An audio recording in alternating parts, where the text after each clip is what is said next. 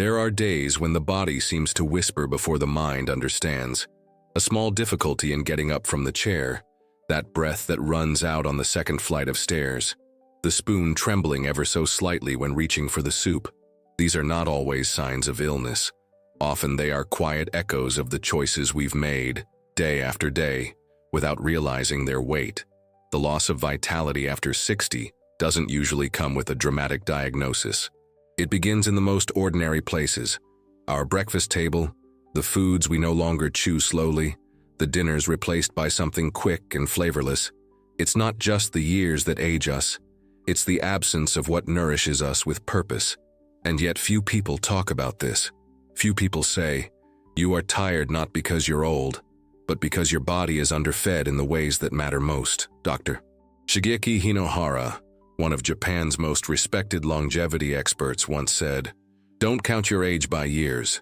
Count it by the energy you use to climb a staircase."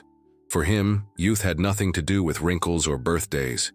It was the lightness in the knees, the clarity in the eyes, the joy of walking to the market without fearing the slope on the way back. He lived well past 100, not by chasing youth, but by cultivating functional lightness, the ability to move, think, and live with ease. And Dan Buettner, who studied the centenarians of the so-called blue zones, places like Sardinia, Okinawa, and Nicoya, discovered something even more revealing. The people who live the longest don't necessarily eat less. They eat differently. They eat with meaning, with tradition, and with balance. Their plates are not filled with fads, but with what their grandparents ate. Their meals are rituals, not routines. This is why this video exists. Not to tell you what not to eat, not to scare you with diseases, but to open a door, a gentle one, to 7 golden foods. 7 simple, everyday allies that can protect your muscles, your memory, your joints, and your energy. Foods you may already know, but perhaps haven't yet welcomed with intention into your daily life. Because it's not about reversing the clock. It's about waking up the parts of you that still want to dance, still want to walk in the garden, still want to carry your own bags. The parts that are not gone, only waiting to be nourished. Let's begin. Turmeric is the ancient root that protects your brain and joints after 60. There is a spice that may already live quietly in your kitchen drawer. A yellow powder, tucked between the salt and the cinnamon, waiting to be more than just color in a stew. In many homes it's there, but it's not truly used. Not consistently. Not with the reverence it deserves.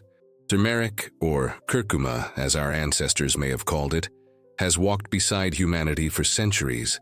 Yet for many, especially after 60, it remains a forgotten friend. This root, when used with care, carries within it a compound called curcumin. But it's not just curcumin alone.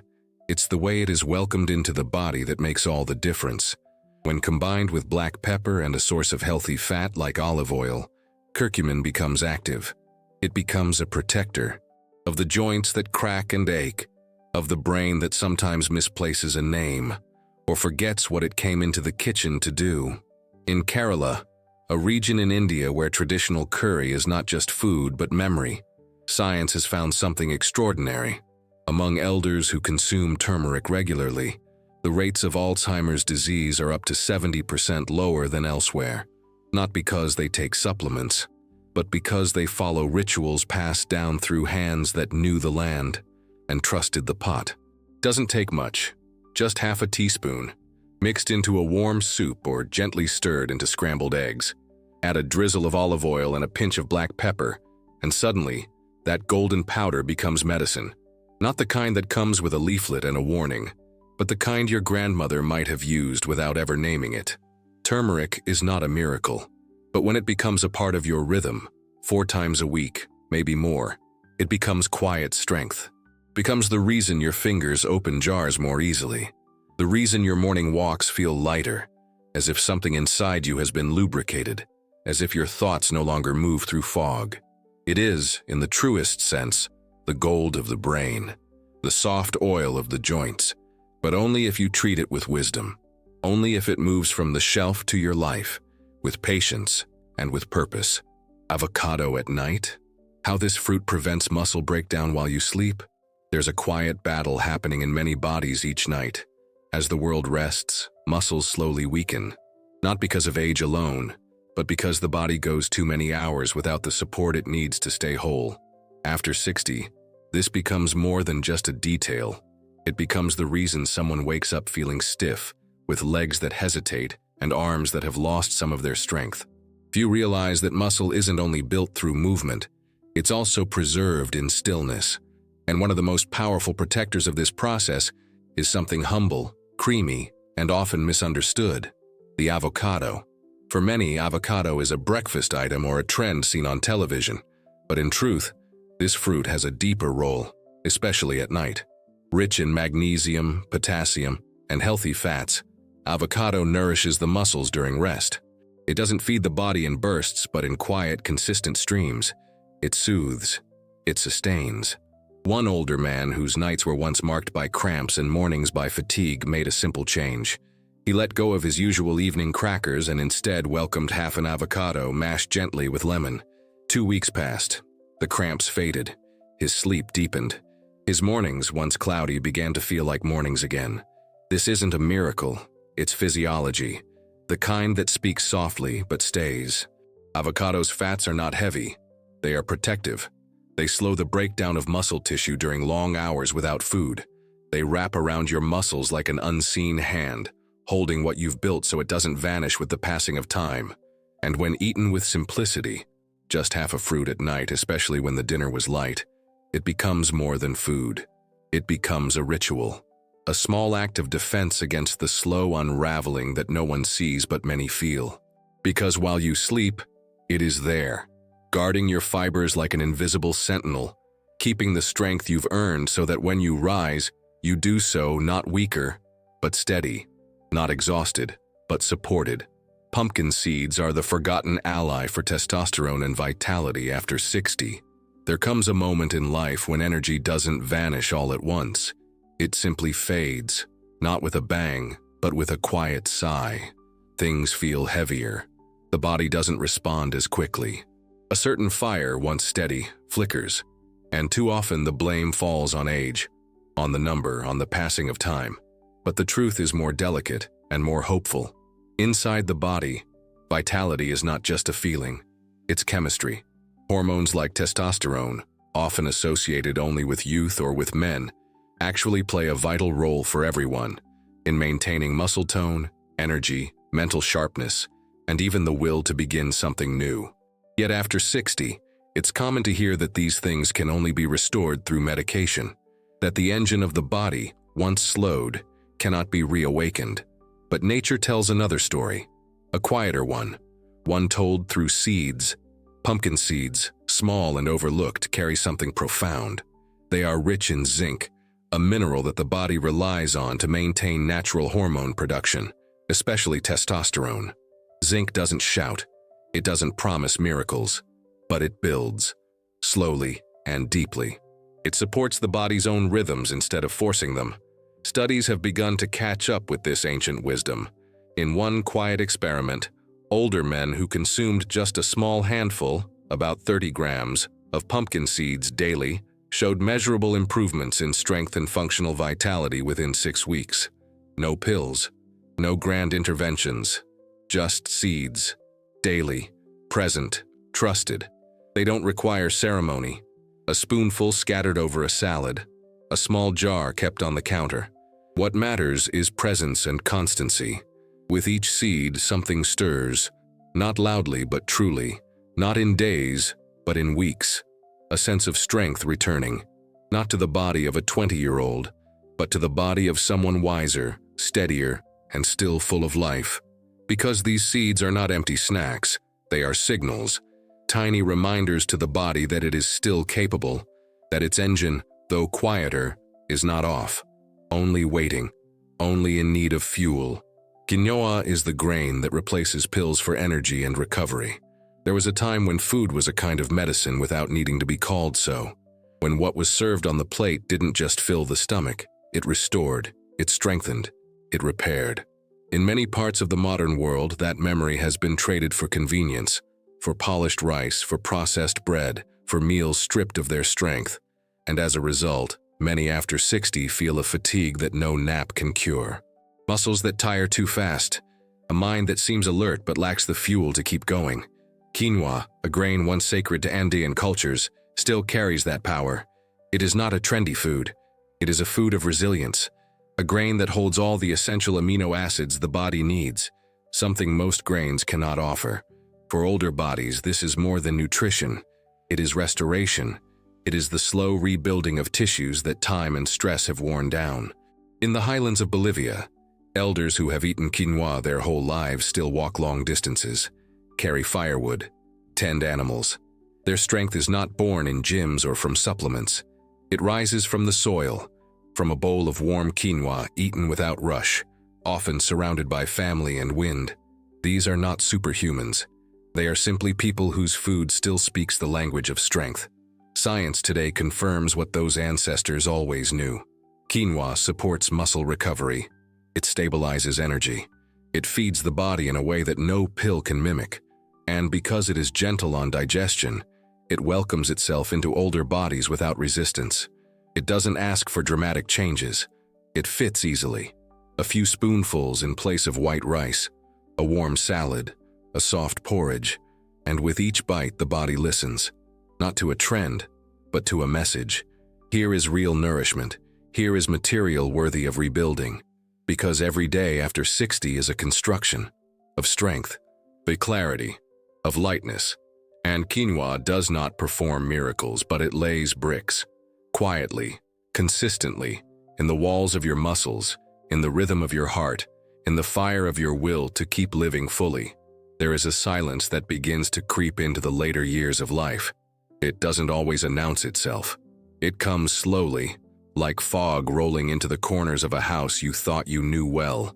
It shows up in little things. A slipper left on the wrong side of the bed, a staircase avoided, a jar that refuses to open. And in that silence, a question begins to grow. Is this how it's going to be now? The truth is, most people aren't afraid of aging itself. What they fear is becoming invisible, dependent, disconnected from the rhythm of their own body, losing the lightness that once let them walk to the store without thinking, laugh until their belly hurt, or get up from a chair without holding on to the armrest. But that lightness doesn't vanish in a single moment. It fades with small, unnoticed choices, and many of those choices begin on the plate.